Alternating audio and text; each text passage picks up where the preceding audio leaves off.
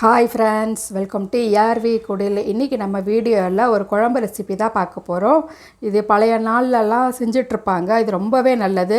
அது மழைக்காலம் பனிக்காலத்துக்கெலாம் ஏற்ற ஒரு ரெமெடி. என்ன குழம்பு பார்த்திங்கன்னா கடுகு குழம்பு தான் நம்ம பண்ண போகிறோம். அதுக்கு என்னென்ன பொருட்கள் தேவை, எப்படி பண்ணுறதுன்னு நம்ம பார்க்கலாம்.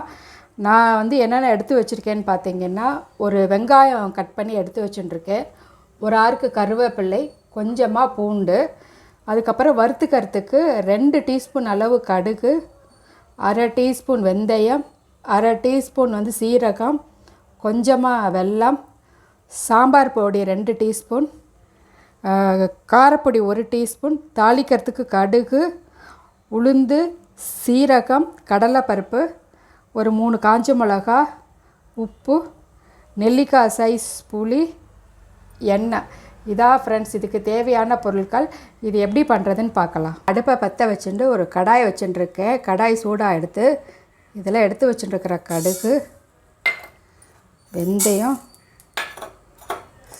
சீரகம் இதை நல்லா ரோஸ்ட் பண்ணி எடுத்துக்கலாம். இது ரொம்பவே டேஸ்ட்டாக இருக்கும். சளி இரும்பலுக்கெலாம் ரொம்பவே நல்லது. இது நல்லா செவக்க வரட்டும். பார்த்திங்கன்னா நல்லா கடுகெல்லாம் நல்லா பொரிஞ்சிருச்சு. அதே மாதிரி வெந்தயம் நல்லா வறுபட்டுருது. இதை ஸ்டவ் ஆஃப் பண்ணிவிட்டு ஆற வச்சு மிக்ஸி ஜாரில் பொடி பண்ணி எடுத்துக்கலாம். இப்போ வறுத்து வச்ச எல்லா பொருளும் கடுகு, வெந்தயம், சீரகம்லாம் நல்லா இந்த அளவுக்கு பொடி பண்ணி எடுத்துன்னு வந்துட்டோம். அதே கடாயிலே அடுப்பை பற்ற வச்சுட்டு ஒரு 2 ஸ்பூன் அளவு எண்ணெய் விட்டுருக்கேன், நல்லெண்ணெய். எண்ணெய் சூடாக எடுத்து இப்போ கடுகை தாளிச்சிக்கலாம். கடுகு பொரிய ஆரம்பிச்சிருது. இதிலே நாம் உளுத்தம்பருப்பு, சீரகம், கடலைப்பருப்பு தாளிச்சிட்டு காஞ்ச மிளகாயும் போட்டுப்போம். லேசாக வறுத்து எடுத்துக்கலாம். அதிலேயே கருவேப்பிலையை சேர்த்துப்போம். எடுத்து வச்சுருக்கிற பூண்டு இதை போட்டு லேசாக வதக்கிப்போம்.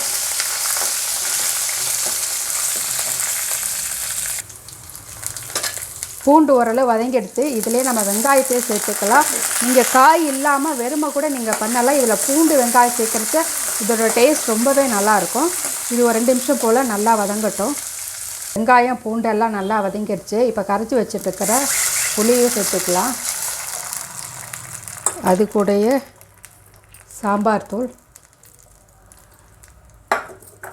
காரப்பொடி,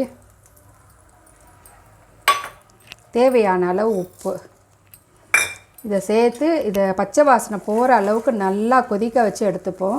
இது ரொம்பவே டேஸ்ட்டாக இருக்குங்க. அடிக்கடி நம்ம வீட்லேயும் பண்ணுவோம் நாங்கள். இது அப்படி நல்லா கொதி வரட்டும். ஒரு 2 நிமிஷம் போல் நல்லா கொதித்து பச்சை வாசனை எல்லாம் போட்டோம். இந்த குழம்பு கொதித்து பொடியோட பச்சை வாசனை, புளித்தண்ணியோட பச்சை வாசனை எல்லாம் போயிடுத்து. இப்போ பொடி பண்ணி வச்சுட்டுருக்கோம் இல்லையா கடுகு தூள், அதையும் இதில் சேர்த்துப்போம். அது கூடவே சின்ன சைஸ் வெல்லம் எதுக்கு சேர்க்குறோன்னா, இது ஒரு கசப்பு துவர்ப்பு தன்மை இருக்கும். அது போக்குறதுக்காக தான் வெல்லம் சேர்க்குறோம். இது நல்லா ஒரு 1 நிமிஷம் போல் கொதிச்சா போகிறோம். திக்காய் வரும்போது நம்ம ஸ்டவ் ஆஃப் பண்ணி இறக்கிக்கலாம். அது நல்லா கொதிக்க ஆரம்பிச்சிடுது. இந்த குழம்பு பார்த்திங்கன்னா அறுசுவையும் கலந்தா மாதிரி இருக்கும். இனிப்பு, புளிப்பு, துவர்ப்பு, கார்ப்பு, கசப்பு எல்லாமே சேர்ந்தா மாதிரி இருக்கும். அவ்வளோ நல்லது. நான் இதை செஞ்சு சாப்பிட்டேன்னா உடம்புக்கு. நல்லா கொதி வர ஆரம்பிச்சிடுது. இப்போ ஸ்டவ் ஆஃப் பண்ணி இறக்கிக்கலாம். இப்போ பார்த்திங்கன்னா கமன்னு கடுகு குழம்பு ரெடி ஆகிடுச்சுங்க. நல்லா சுட சுட ஆவி பறக்க இருக்குது.